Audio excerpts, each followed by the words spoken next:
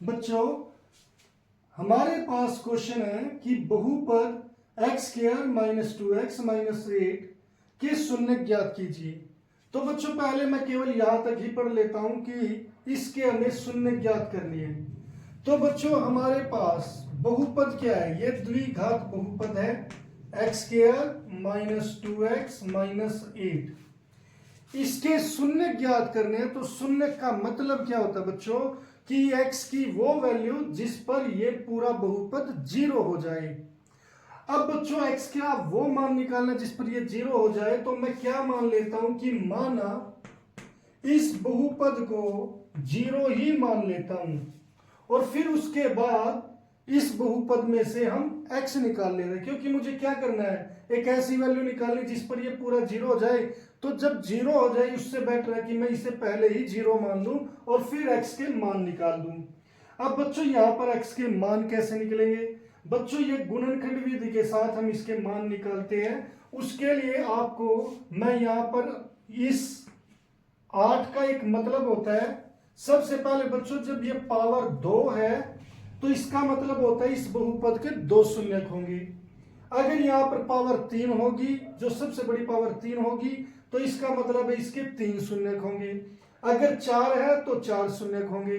तो भी बच्चों 2 शून्यक होंगे, यानी कि x की ऐसे 2 मान होंगे जिस पर ये जीरो हो जाएगी। अब यहां पर पहले बच्चों ये 8 हमें बताता है कि वे 2 संख्याएं जिस पर ये जीरो होगी उनकी गुणा कितनी होनी चाहिए, 8 होनी चाहिए। 2 संख्याओं की गुणा क्या होनी चाहिए, 8। ये साइन हमें बताता है कि उनकी घटा करके क्या आना चाहिए, ये जो 2 है ये आना चाहिए। कि ऐसे 2 नंबर जिनकी गुणा करके 8 और घटा करके 2। फिर बच्चों ये साइन बताता है हमें कि बड़ी संख्या के साथ जो वे 2 संख्या होंगी उनमें बड़ी संख्या के साथ क्या आएगा, नेगेटिव, यानी कि माइनस का साइन। इस तरीके से बच्चों यहां पर हमें हर एक चीज का यहां पर मतलब होता है वो पता होना चाहिए। अब बच्चों यहां पर जो गुणा करके 8 आएगा तो 8 आप कैसे लिख सकते हो, 1 गुणा 8 यानी कि 8 एकम 8 या 2 चौके 8। इसी तरीके से आप कहोगे 4 दूनी 8, तब भी वही बात है, 2 चौके 8 या 4 दूनी 8। आप कहोगे 1 अठे 8 या 8 एकम 8, तो एक ही बात है। अब बच्चों गुणा करके 8 आए, ऐसे 2 नंबर तो हमें मिल गए, यानी कि 2 जोड़े हैं ये ऐसे। फिर घटा करके कितना आना चाहिए, 2। अगर बच्चों मैं 8 में से 1 घटाऊं तो आंसर आएगा 7। तो यानी कि जो ये जोड़ा है ये मेरे काम का नहीं है, क्योंकि गुणा करके तो 8 आता है मगर घटा करके 7 आ रहा है, जो गलत है। फिर अगर मैं 4 में से 2 घटाऊं तो आंसर क्या आ रहा है, 2। यानी कि ये वो जोड़ा है जो गुणा करके तो 8 दे रहा है और घटा करके 2। तो इसका मतलब मेरे जो 2 संख्याएं हैं वो क्या है, 4 और 2। अब बड़ी संख्या के साथ नेगेटिव, बच्चों यहां पर बड़ी संख्या के साथ मुझे क्या लगाना है, नेगेटिव। अब इसके साथ मैं क्या लगाऊं, प्लस या माइनस। अगर बच्चों मैंने यहां पर माइनस लगा दिया तो दोनों साइन सेम हो जाएंगे, सेम साइन जुड़ जाते हैं और मुझे क्या चाहिए, घटा, तो क्वेश्चन गलत हो जाएगा। तो मुझे क्या करना पड़ेगा, यहां पर प्लस लगाना पड़ेगा, तब जाके ये घटा होगी। तो अब बच्चों जो मुझे नंबर चाहिए थे वो यहां पर मिल गए, वो है -4 और 2।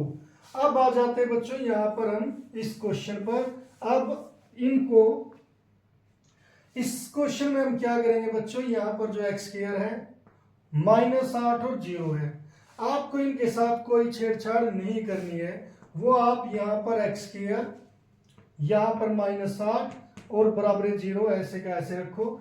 ये जो मिड टर्म है, जो मध्य हमारी मध्य पद है, हम इसे ब्रेक करेंगे किसमें, -2x की जगह हम लिखेंगे यहां पर -4x प्लस 2x।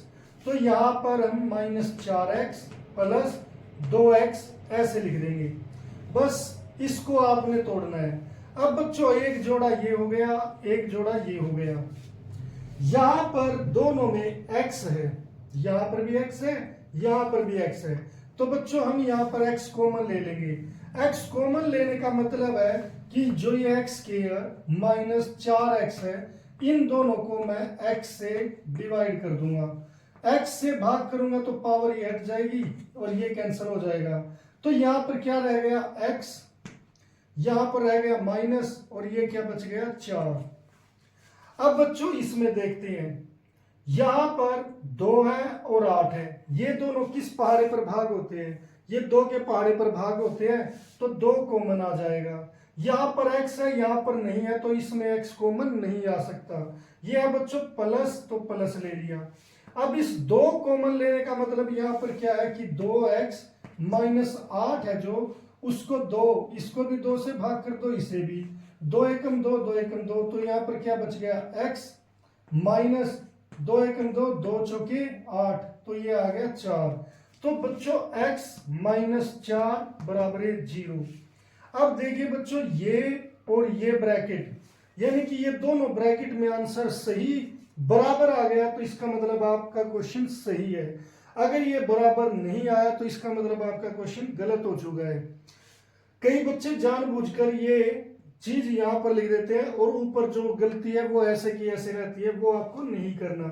अब बच्चों यहां पर ये पूरी की पूरी, ये एक पद हो गया, ये दूसरा पद हो गया, इसमें ये ब्रैकेट और इसमें ये ब्रैकेट दोनों में सेम है, तो इसीलिए बच्चों ये दोनों में कॉमन आ गई। कॉमन आने का मतलब आप जैसे ये भाग हुए हैं तो थोड़ी देर के लिए इसे भूल जाओ, आपको ये कट नहीं लगाने हैं। तो यहां पर क्या बच जाएगा बच्चों, अगर मैं इसे काट दूं तो ये क्या बच गया x, और इसे काट दूं तो ये क्या बच गया +2 इक्वल टू 0। अब बच्चों यहां पर 2 ब्रैकेट है और उनकी गुणा क्या है 0। कभी भी कोई 2 नंबर अगर गुणा करके 0 दे रही है तो इसका मतलब होता है चाहे तो ये 0 है या फिर ये 0 है, उन दोनों में से कोई ना कोई एक नंबर तो कम से कम 0 है। तो बच्चों यहां पर चाहे तो x माइनस 4 इक्वल टू 0 है या फिर x प्लस 2 इक्वल टू 0 है, ये 2 है। अब यहां पर x की वैल्यू क्या आ गई, ये -4 है, उधर जाकर क्या जाएगा प्लस का, और यहां पर x बराबर ये प्लस का 2 है, उधर जाकर किसका हो जाएगा माइनस का। तो बच्चों ये 2 क्या आ गए हमारे शून्यक आ गए, यानी कि इस बहुपद के शून्यक, इस बहुपद के शून्यक कौन कौन से है बच्चों, एक है 4 और दूसरा है -2 है। तो यहां पर बच्चों हमने पहला जो पोर्शन है इसका ये कर दिया, पहला पार्ट है। अब मुझे दूसरा पार्ट करना है शून्यकों तथा गुणांकों के बीच संबंध की सत्यता की जांच। मैं यहां पर बच्चों क्या है कि जो हमारे शून्यक आए हैं हम उन्हें यहां पर लिख लेते हैं 4 और -2। शून्यकों और गुणांकों के बीच संबंध क्या होता है बच्चों कि शून्यकों का योग, शून्यकों का योग अगर किसी को याद है तो क्या बता सकते हैं कि क्या होता है, शून्यकों का योग किसके बराबर होता है, वो होता है -b/a के। और बच्चों शून्यकों की गुणा या शून्यकों का गुणनफल ये किसके इक्वल होता है, शून्यकों का गुणनफल ये होता है बच्चों हमारा c/a के। अब बच्चों मुझे दूसरा जो ये पार्ट है तो ये हमें ये सिद्ध करना है कि ये और ये दोनों फार्मूले इस पर लागू होते हैं। उसके लिए हम क्या करेंगे बच्चों, यहां से मैं इरेज कर लेता हूं इसे,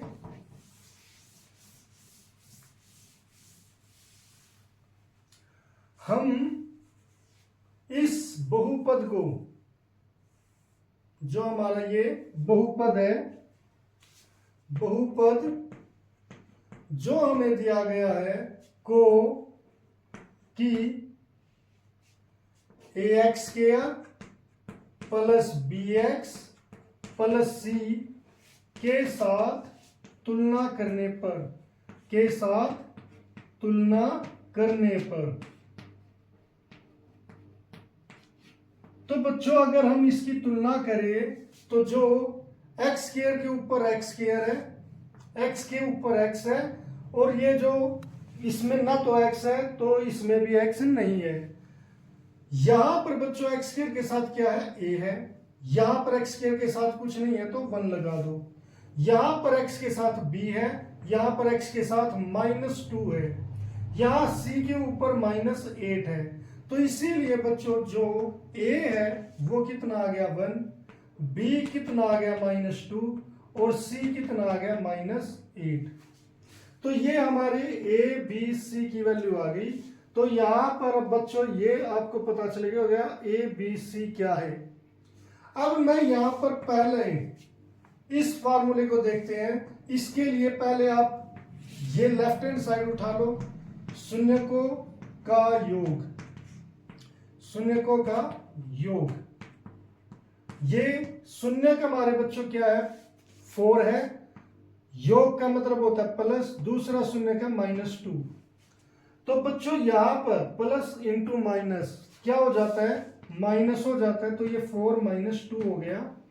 एक बच्चों यहां पर ये प्लस का और एक माइनस का, जब साइन अपोजिट होते हैं तो चीज वो संख्याएं घट जाती है। 4 में से 2 गए 2, और क्योंकि प्लस की संख्या बड़ी है तो यहां पर प्लस ही आ जाएगा, जिसे लिखने की जरूरत नहीं। अब बच्चों आप इसे निकाल दो, -b/a को, -b, पहले तो ये माइनस बच्चों, अब b की वैल्यू यहां पर क्या है -2। जो बच्चों माइनस की चीज होती है उसे ब्रैकेट में लिख लो तो बढ़िया रहेगा। अब बच्चों a की वैल्यू है 1, अब ये माइनस इंटू माइनस क्या हो गया +2/1, और अगर हर में 1 है तो आंसर क्या आ गया 2। अब बच्चों ये आंसर और ये आंसर दोनों क्या है, सेम है। तो हम क्या लिखेंगे, इसलिए शून्यकों का योग किसके बराबर है बच्चों, -b/a के। ये हो गया बच्चों पहले फार्मूले की सत्यता की जांच। अब हम दूसरे फार्मूले की बात करते हैं। दूसरा फार्मूला क्या है, शून्यकों का गुणनफल, शून्यकों का गुणनफल। अब शून्यकों की गुणनफल कैसे करेंगे बच्चों, एक शून्य का हमारा 4 और दूसरा हमारा है -2, यानी कि गुणनफल का मतलब क्या होता है बच्चों, गुणा। ये मैंने बीच में गुणा भी लगा दी। अब बच्चों ये है प्लस और ये है माइनस, प्लस इंटू माइनस क्या हो जाता है बच्चों, ये हो जाता है माइनस, और 4 की 2 से गुणा क्या हो जाएगी, 4 दूनी 8। तो बच्चों शून्यकों का गुणनफल क्या आ गया -8। अब हम क्या निकालेंगे, c/a। c की वैल्यू क्या है बच्चों, यहां पर -8, और a की वैल्यू कितनी है बच्चों 1। तो यहां पर आंसर क्या आ जाएगा -8, क्योंकि 1/में है। अब यहां पर देखिए बच्चों ये और ये दोनों चीजें इक्वल है, -8 तो इसका मतलब ये जो शून्यकों का गुणनफल और c/a ये भी क्या होगा, इक्वल होगा। इसलिए शून्यकों का गुणनफल किसके इक्वल आ गया, गुणनफल बराबर c/a आ गया।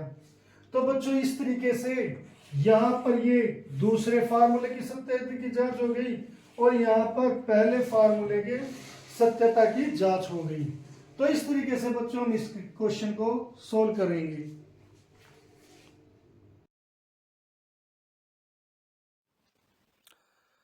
उम्मीद है बच्चों ये लेक्चर आपको पसंद आया होगा, और अगर आपको ये लेक्चर पसंद आया है तो इसे लाइक और शेयर जरूर करें और चैनल को सब्सक्राइब करना ना भूलें। तो मिलते हैं फिर नेक्स्ट लेक्चर में, तब तक के लिए bye, have a nice day.